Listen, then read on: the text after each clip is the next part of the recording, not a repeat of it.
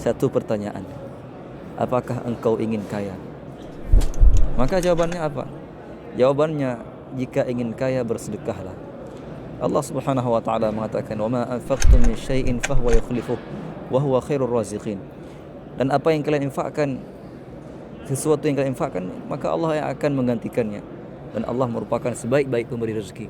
Allah Subhanahu wa taala juga mengatakan, "Man dzalladzi yuqridullaha qardan hasana fayudha'ifahu lahu adha'afan katsira wallahu yaqbidu wa yabsutu wa ilaihi turja'un."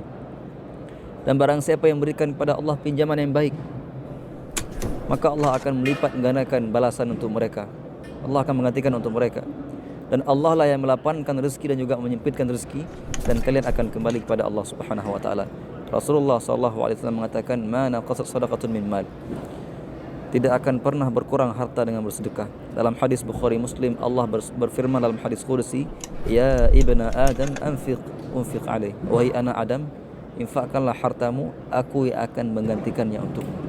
Barakallahu fiikum.